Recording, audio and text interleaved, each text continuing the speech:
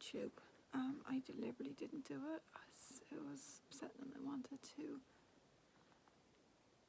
I don't know the words, I wanted to deal with it in my head first before I dealt with it publicly.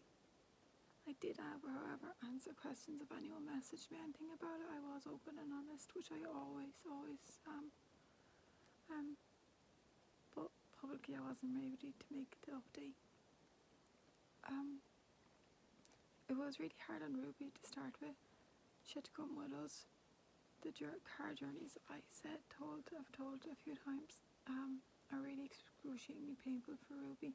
She finds it hard to be upright for them. And the heat as well that day.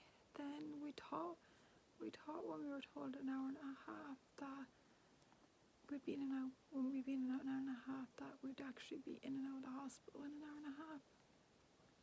I wasn't brought up for surgery till after 1 o'clock.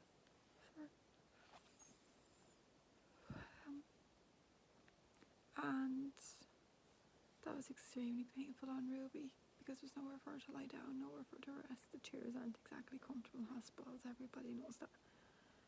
So she was getting more and more sore. Even coming home, seeing her in so much pain was absolutely heartbreaking. Seeing her like that. She's really going through a tough time at the moment.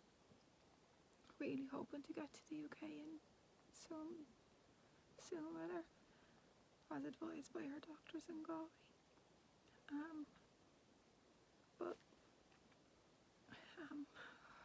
Sorry, where to start? I would just like to start actually by saying the staff were lovely. The doctors, the nurses, the surgeons were all very, very kind. From the get-go, I was told that they'd never done this surgery before. They didn't know what way it was going to go, how long it'd take, what would be done. They knew nothing about it. I was told that repeatedly. And I'm not going to lie, that worried me. Worried me over this. I have to be cautious about everything over this. So I was really, really nervous. Regarding this, I didn't have to be because, like I said, they were so kind. They listened to me. Even transferring from the trolley to the bed, they allowed me to do it myself. They asked what was easier for me, and I said myself. And I try to do things like that myself, because even getting up and down, no one holds on to me anymore. They'll put out their hands, and I use it too for sorry, I can't get my words properly. It's easier for me to be able to tell what hurt, or sometimes if I couldn't move one way once, but I might be able to move it again because it'd be painful. But I know the signs that would be unbearable. I was going to be awake for the surgery. We knew that. I didn't know no medication. I probably should have. But yeah, there was no medication. I had to get a new tube. I couldn't just get the old one replaced because it was too small. They said it should never have been used. And it was really, really tiny. It was like, I had I had trouble with feeds and water even going into it, and I could not take any medication through it. Now my new tube is bigger. I'll put a picture of it. It's bigger, it's wider, and I can get medication through it.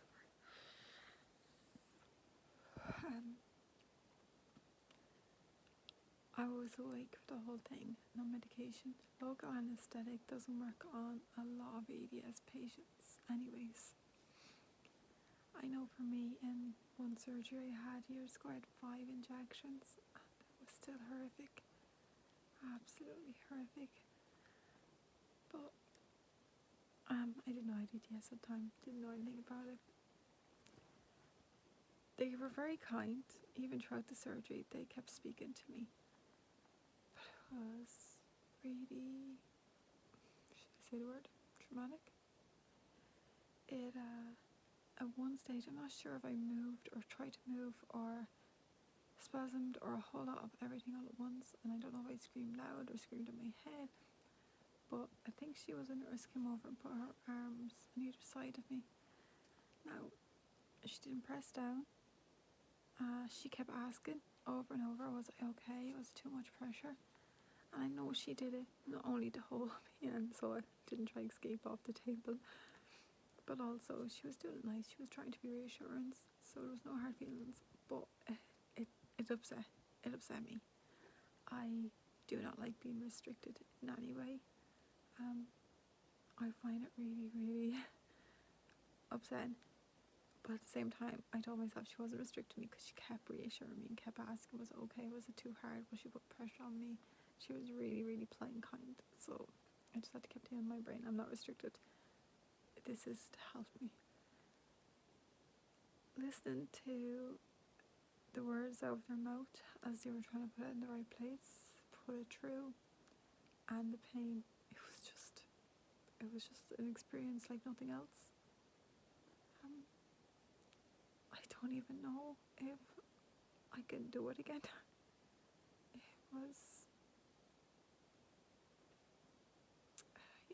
was, yeah. Someone messaged me, and she's a lovely, lovely girl. She just seems to know. And I think it's because she's been through it all. But she said, I bet you it was more traumatic than your next surgery. I was like, yeah, it was. My next surgery was terrifying going in. Oh, being awake, having surgery is hard, really, really hard, and putting medication is hard. The recovery process hasn't gone too well on it. It's still unbearable. I wasn't able to take a feed for a long time. I wasn't able to move. I wasn't able to get up and down by myself. Something really funny, that night I came home and I cried about hangers. We just moved house and we needed hangers. And I did, but I wasn't crying about hangers. I was crying over the pain.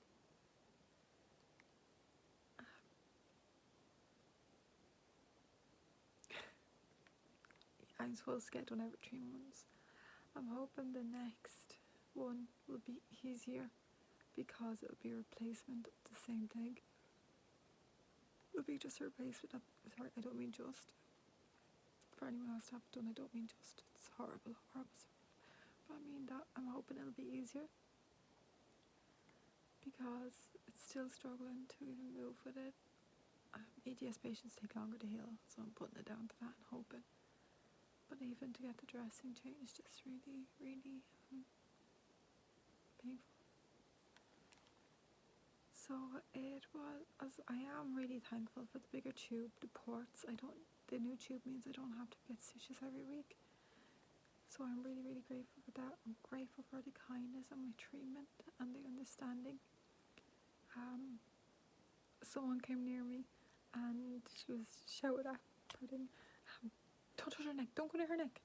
And I just seen her take a step back could tell she took a step back from me. She didn't touch my neck or anything. Everyone was, again, so considerate of my neck. But yeah, it was hard. It was upsetting and hard, and the recovery has been really hard. I took a step back on my walking, learning to walk again, and my upright positions again, and even being outside. I didn't get to be outside for a good bit. So yeah, but maybe next time be easier. I have to have it done every 3 months. I have to have replacement done every 3 months. I'm also turning off comments on this because, as you might tell, it's still a bit upsetting and still bothers me a bit, and I'm still recovering from it. And trolls tend to jump on things like this, and I don't want to have to justify anything I've said, and I also don't want to have to use it as a way to bully anything.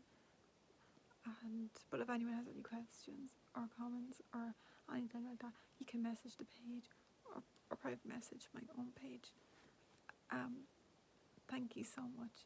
Thank you for everything. And look, I'm still here, and I got to do things again yesterday. Recovery the last couple of days again from that, but I'm here, and it's just a slight step back. Thank you.